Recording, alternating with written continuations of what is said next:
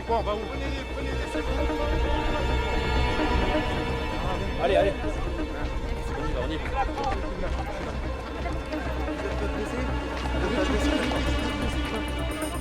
Vous avez rien.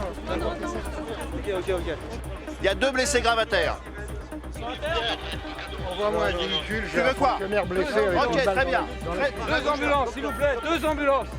Suite aux attentats des 7 et 8 janvier derniers, la France mobilise un nombre record de soldats en appui aux forces de police et de gendarmerie pour protéger les points sensibles du territoire. En quelques jours, les armées multiplient par 10 l'effectif militaire déployé en France. Les équipes du Journal de la Défense ont pu suivre les différentes étapes de cette mobilisation sans précédent en Île-de-France, au plus près du terrain.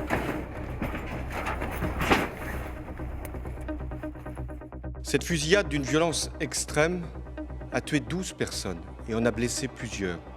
7 janvier 2015. Après la fusillade dans les locaux de Charlie Hebdo, les assaillants sont en fuite.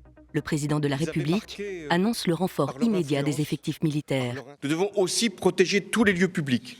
Et le gouvernement a mis en place ce qu'on appelle le plan Vigipirate attentat. C'est-à-dire que des forces de sécurité vont être déployées partout, là où il peut y avoir le début d'une menace. Suite à cette annonce, des unités venues des 4 coins de France se mobilisent. Depuis hier soir, on prépare ce mouvement avec l'ensemble du personnel, 150 personnels sur la capitale. Et ordre m'a été donné hier vers 18h finalement de prendre un avion cette nuit pour arriver sur Paris au plus vite. Je suis arrivé à la tête d'une centaine d'hommes ce soir. J'ai été mis en alerte hier environ vers 15h et j'arrive à l'instant sur Paris. Là, on prend toutes nos affaires, on va au rez-de-chaussée, on va être accompagné par l'armée de l'air, on prend des bus et là on va sur la base aérienne de Creil, on récupère notre matos là-bas et après on verra en fonction des éléments qu'on me donne. En quelques heures, les premiers renforts rejoignent la capitale pour y sécuriser les points clés.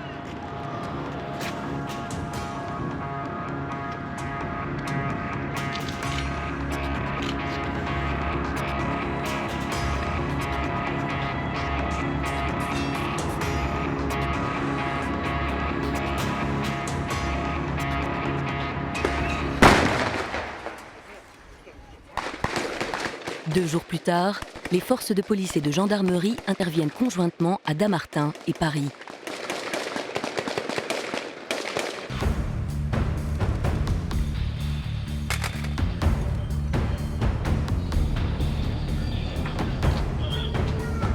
Pendant ce temps, le dispositif monte en puissance dans la capitale. Le 11 janvier, 1450 militaires sont sur le pied de guerre. En 3 jours, les effectifs sont multipliés par 3. Le soldat il a une arme, l'arme il est prêt à s'en servir. À la tête de ce déploiement dans l'urgence, le gouverneur militaire de Paris, commandant de la zone de défense et de sécurité en Île-de-France, également conseiller militaire du préfet de police.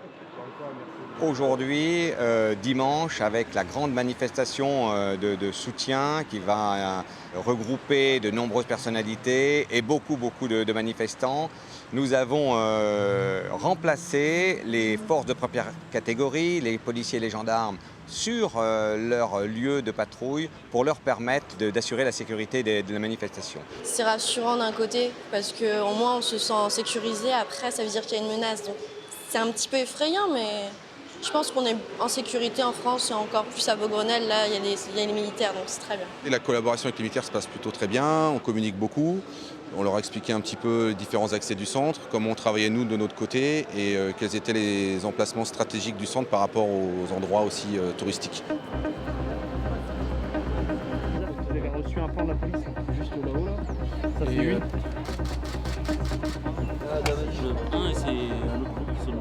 Le 12 janvier, 5 jours après les attentats, le ministre de la Défense fait une annonce choc.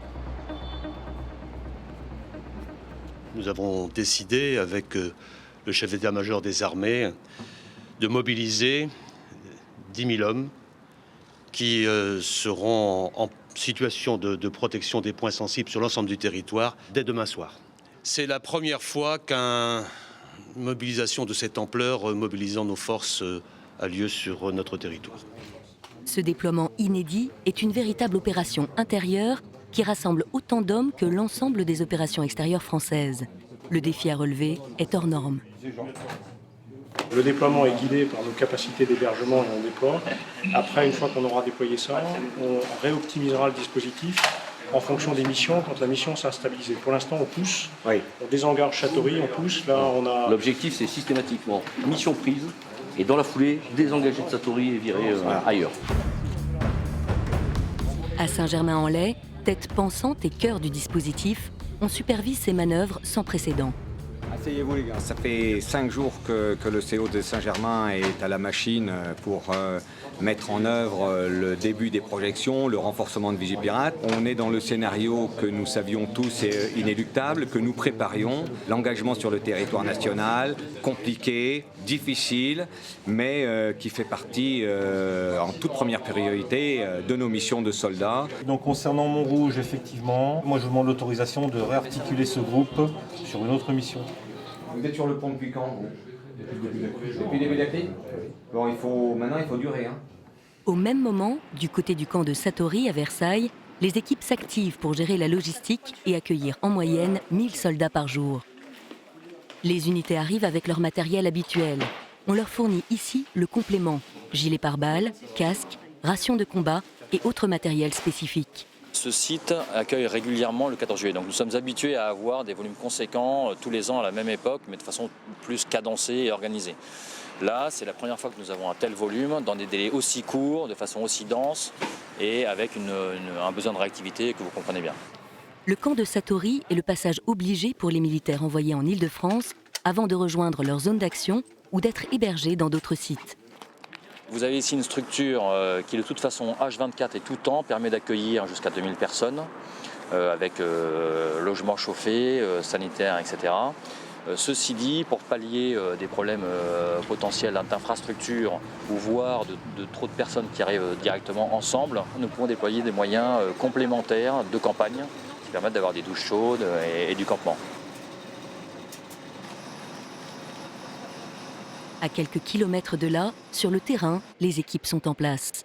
Depuis hier soir, le président de la République a confié aux armées la mission de protection et de sécurisation d'un certain nombre de lieux de confession israélite. Et donc depuis ce matin, nous avons pris en charge la protection de 44 écoles sur Paris intramuros et progressivement sur d'autres lieux de culte israélites. En quelques jours, en plus des forces de police et de gendarmerie, plus de 10 000 militaires sont mobilisés en France, 6 000 sur Paris, une première. On s'est vu à Bossangoa au début des opérations d'aujourd'hui. Le contrat que prévoit le livre blanc et loi de programmation militaire indique que nos armées soient en mesure de mobiliser, de déployer 10 000 hommes sur le territoire national pour protéger le territoire national en délai d'une semaine. Nos armées l'ont fait en 3 jours. C'est remarquable. Les 3 opérations que nous menons à l'extérieur et l'opération que nous menons à l'intérieur, c'est le même sujet, c'est le même adversaire, l'adversaire de la liberté et de la sécurité, les groupes djihadistes qu'il nous faut combattre avec une très grande détermination. Ce dispositif sera maintenu avec les moyens très importants que nous mobilisons aussi longtemps que cette menace sera avérée. Sur site, chaque groupe assure une surveillance pendant 24 heures. Comme en opération extérieure, les hommes sont équipés pour faire face à toute urgence. Poids du gilet pare-balles et du FAMAS, une dizaine de kilos. Et en patrouille, un soldat peut marcher jusqu'à 30 km par jour. Je leur tire mon chapeau parce que c'est quand même pas évident d'être de garde comme ça 24 sur 24, même s'ils se relaient, que ce soit la police nationale ou les militaires. C'est fatigant, même on est debout et tout. Mais voilà, chapeau à l'armée et chapeau à la police nationale. Une dizaine de jours après les attentats, sur le terrain comme au centre des opérations, le mot d'ordre est le même, préserver les troupes. Les hommes vont être fatigués. Ça veut dire qu'il faut s'inscrire dans la durée. Ça veut dire qu'il faut que vous ayez une idée très précise de l'état de fatigue, de l'état d'usure de vos hommes. C'est dans la vigilance des gars en patrouille, des gars de faction, des gars en déplacement, probablement qu'on aura la bonne surprise d'éviter une agression. Parce que la menace, elle ne baisse pas. Tous les clignotants sont au rouge. Effectivement, la fatigue existe, naturellement, quand on fait travailler les gens en 3-8 ou alors avec des déplacements importants. On a des unités qui sont stationnées à Brétigny, donc tous les jours, elles prennent le bus pour rejoindre Paris Intramuros, etc. C'est tout un temps qu'ils ne passent pas en conditions de repos dans leur lit.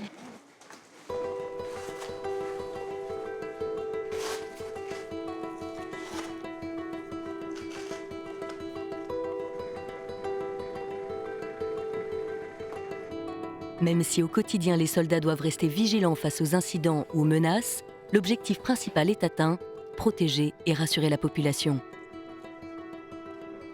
Vous faites le tour par ici, comme ça, le tour de la place. Vous ne dépassez pas ce bâtiment. Cette porte là-bas, il y a des gens qui rentrent et qui sortent. Il faut qu'elle soit en permanence fermée. De temps en temps, il faut aller vérifier, parce qu'il y a beaucoup de passages. Souvent les gens ils sont surpris. Ils nous disent bonjour, après ils nous disent qu'ils sont surpris et qu'ils sont aussi contents de nous voir. Ça rassure.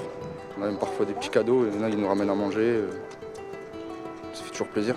Ça fait 15 ans que je suis dans la réserve. Donc c'est vrai que des missions comme celle-là, surtout que c'est la première fois qu'on lâche des réservistes aussi rapidement, on est fiers d'être là. Lieux touristiques, institutions, lieux de culte, gares ou aéroports, depuis le 14 janvier, l'armée sécurise et protège 320 sites en Île-de-France. Nom de code de l'opération, Sentinelle.